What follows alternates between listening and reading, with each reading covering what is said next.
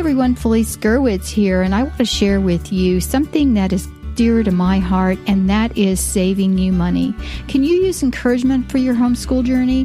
Have you been searching for an online learning program designed to ground your family in a Christian worldview? Well, now you can at MediaAngelsMembership.com. Our affordable membership packages fit your budget and busy life. Now you can access customized membership packages for your homeschooling family from the extensive Media Angels library of books, classes, and Bible studies. You may select the ebook bundle, the creation bundle, the premium bundle, or the forever bundle. Each bundled set will save you vast amounts of money. Our packages begin at less than $10, and you can use it for the whole family. So go to MediaAngelsMembership.com for more information. That's MediaAngelsMembership.com. You'll be glad you did. This is a production of the Ultimate Homeschool Radio Network. Welcome to the Vintage Homeschool Mom Show.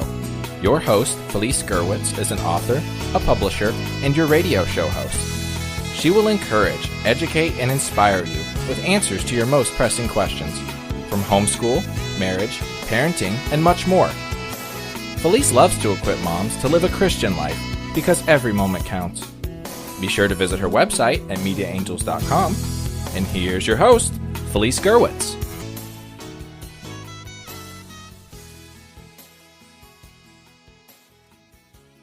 Hey friends, welcome to Vintage Homeschool Moms. Today we are going to talk about planning a staycation. In episode 348, I talked about what a staycation is. If you missed that episode, just briefly, a staycation is a vacation at home. If you want today's show notes, go to vintagehomeschoolmoms.com, look for Plan a Staycation, episode 349, and you will find them there. So we take vacations so we can relax, unwind, spend time with our family, and experience new foods, new places.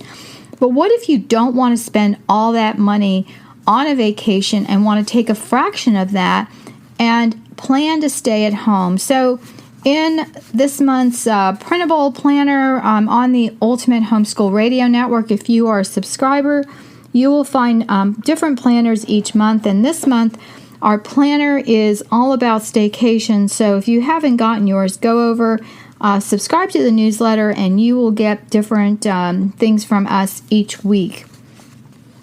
So there I do have a specific chart, and I'm writing myself a note, and hopefully I'll remember to put that with the show notes here. But I do have a little chart that I use when I figure out how I am going to plan my staycation. In the last episode, I talked about, coming up with categories of what you want to do, and that would be more of a brainstorming session to think about some other things, and we're going to go through those. But start with the brainstorming. Your kids are going to be awesome help with that. What are some things in your area you could do with the kids, or maybe just your husband? Because sometimes, your vacation idea may be something that you would like to do with your husband. For example, we have a theater nearby, and I know my kids do not like classical music, or they don't want to go, watch a play that my husband and I might like to see, or perhaps a singer is coming into town, and I'm not going to say who because it would obviously date me. But for example, if you wanted to do something like that, that could be an event you do with your husband, or with some friends. So just be thinking about that, and jot these ideas down. Begin a brainstorming session. So in our area, a lot of the things revolve around water sports. There's boating, skiing, jet skiing, parasailing, fishing, scuba diving, of course, swimming, and so much more. We have a shell museum, actually two. We have a hands-on museum for the kids. We have the Edison home, which was Edison's winter home. There's a Ford museum. There's a lot of different things that you can do. And there are sporting events such as baseball. We have indoor ice skating rinks. There's an island nearby. There are outdoor activities such as biking, hiking, outdoor concerts at some of the local malls, and so much more. There are art events, theater, musical festivals, all kinds of things. So once you get a bunch of ideas, you can start circling. If you want to just brain dump and say, okay, what do we have in our area? And then start circling things that you are interested in doing. Like, for example, one of my nieces came to visit, and she had always wanted to bike on Sanibel Island, and she and her family visited Florida to see the grandparents for so many years. And so that was one of the things that she never did and really wanted to do. So that just is some, gives you an idea of some of the things that, are available where, you may have always wanted to do it and now's your time. And then you can narrow it down to 10 top things or 5 things or however much time you have. And you can also have your wish list of things if it's more than 10. So the things I look at are budget, activity or event, the planning of the schedule, eating, and then I have rules. And the rules are not like your typical rules, so stay tuned for those. So the budget, what is the amount of money you want to spend for the events? You can start with a smaller budget because you can always increase the amount, right?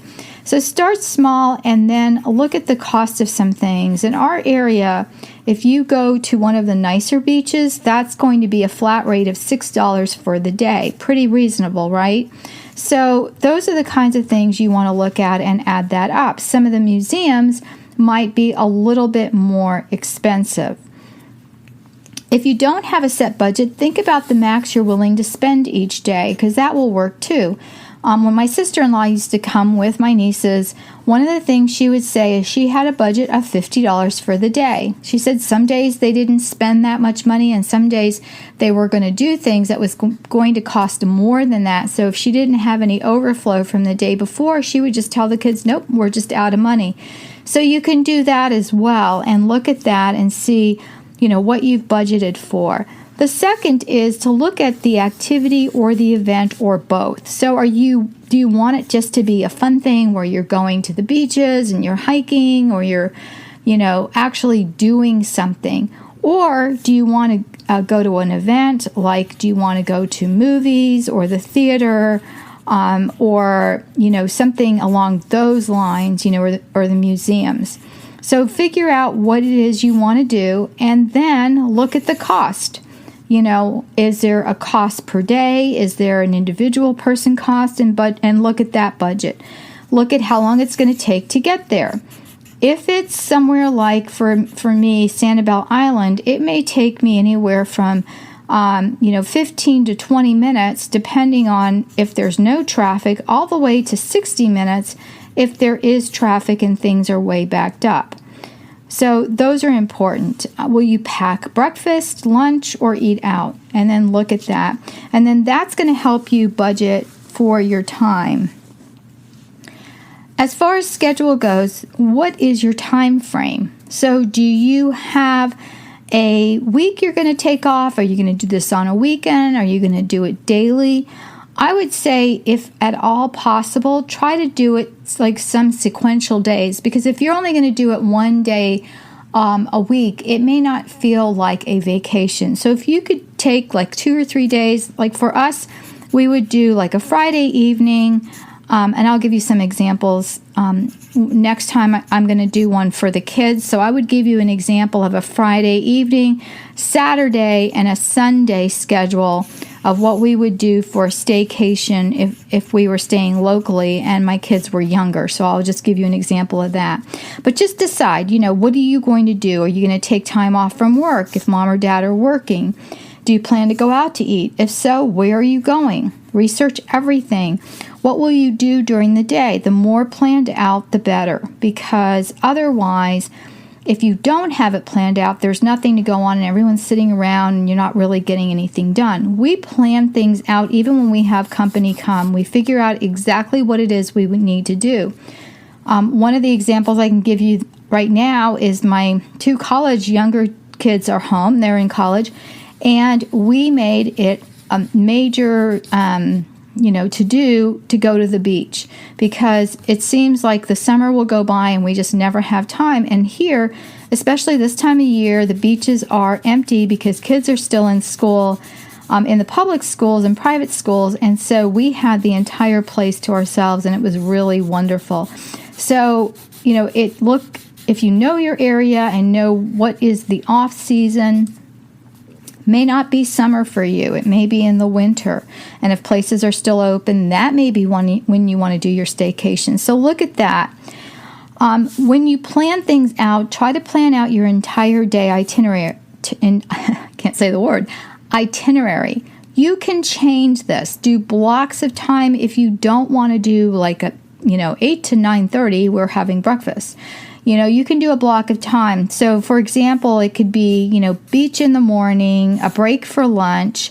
Like our staycation included getting an icy on the way home because that's something we like to do, on the way home, and we opted to eat lunch at home. But you could go like to the beach in the morning, then take a break for lunch, then you could go to a museum in the afternoon, and then end the day with a walk on the beach in the evening, see the sunset, and then go back home and then watch a movie or whatever that is, play a board game, whatever that is you want to do and you had planned out to do, or it may be too late and you just want, kids in bed. So look at that. Also, if you have little ones, I want to remind you when you're planning and scheduling to remember nap time, because kids are miserable when they're not, when they're tired. And so that is something to consider. Eating. Everybody likes to eat, right? Number 1, try something new. I cannot emphasize that enough. There are so many things that my kids hated when they were younger and they now like because they went back and they re-experienced it.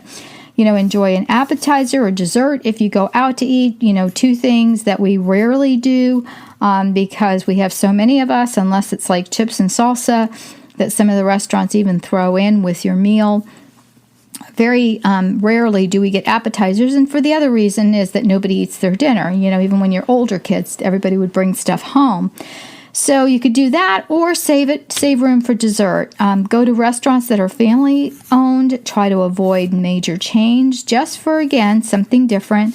Think of conversations to have with your family, because a lot of times you're there and you're looking at each other. And because our rule is no cell phones, so right now there's a lot of conversation going on about what was going on at school and what somebody did in class or that kind of thing, because everybody's been away, and some of these conversations are not going to be ones you have with your kids when they actually call home, and some of these are really, really funny. So there's a lot of conversation going on, but kind of think of some things that you can talk to your family about that would be fun things. Kind of open-ended questions, or, what are some things like, that you want to do? So what are some vacations you want to take when you get older? Just things like that. Take your time. There is no hurry. You are on vacation. So remember that. And then if you decide to do some cooking at home, try something new. Like I started experimenting with some different ethnic foods, and like we have really perfected some of our recipes. So if you want to try something, for example, from Spain or Italy or Japanese food or French cuisine, you can do that. Do some research and look into that. Rules. Number 1, relax. Make a decision that you are going to enjoy yourself. Think about how much money you're saving. That should make you happy. The second is enjoy each other.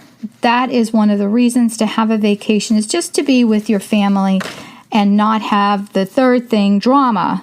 Set some boundaries on fighting and things like that. I know that kids are kids, but my whole thing with children is there has to be a recourse. If you've told them no and you've told them no repeatedly, there has to be some kind of recourse to stop that behavior. And so that's important. The fourth is make time to see the little things you would normally overlook. So if there is a museum in town you've never been to, or, some event that you would like to attend and you never have, go take the time to do that. Recently, my daughter was invited out to go line dancing, and she doesn't really dance. But that's something that at some point she wanted to experience. So if there's something that you would like to do or learn how to do, teach yourself dancing if that's something you would like to do. The fifth is no work. This is a vacation. So if you are going to enjoy your vacation, you're going to use paper plates if you're cooking at home, or you are going to try some other shortcut types of things. You could even do takeout from a local restaurant. If you don't want to drag the whole family out, that's fine. But remember to leave your work behind. So moms and dads, myself included, no laptops, that kind of thing. And then no electronics out during the outing. And yes, I know everybody has a camera on their cell phone. If you need to take it out to take a picture, fine, but don't get, swayed by the pop-ups on your screen when you take your camera out. So, try to enjoy the outing, or if you want and you do limit your kids, you can have a staycation, which is an hour of unlimited electronics if you want to do that. And they may decide this is what they want to do for their vacation. And then the 8th thing is to relax and in your dress. You don't have to get dressed up. If you don't feel like wearing makeup, don't. I don't think I could go out of the house without makeup. But whatever that is you want to do, just enjoy yourselves. And, or if you're going to get dressed up and wear fancy clothing, again, that's something else. And then enjoy the events. When you're in the midst of this, just try to be in the present moment. Try to realize, I'm so blessed to be able to do this with my family, and try to see the little things and to enjoy that event, whatever that is. And the last thing is end your day with your family with thanking God and talking about what you're thankful for. It could be something that they experienced, or just the fact that you guys are all together. Whatever that is. And remember, if you want today's show notes, please go to vintagehomeschoolmoms.com. Look for Plan a Staycation, episode 349. And I hope that you do enjoy your time with your family. It goes really quickly, especially with my 2 youngest in college and my 3 oldest grown up. And so, I was blessed to have a do-over, to have the same husband, as I like to tell people, but almost 2 separate families within my own family, the 2 older and the 3 younger children. And so I could enjoy, little ones all over again when I had teenagers in the house. And it was such a blessing. But again, that time also seemed to go so quickly. So I am enjoying every minute with my family. If you enjoyed today's episode, please tell a friend, share it, give us a rating on iTunes or on Google Play or wherever you listen to this podcast, on whatever app that is. I would appreciate your feedback and comments. Again, you can visit me on the website or try to find us on Facebook. There's a link in the show notes where you can join our Facebook group and chat with us there. Everyone, take care, God bless, and we'll talk to you soon. Bye-bye. Thanks for tuning in to the Vintage Homeschool Mom Show. Visit Felice at MediaAngels.com and TheVintageHomeschoolMoms.com. Vintage Homeschool Moms is a production of the Ultimate Homeschool Radio Network.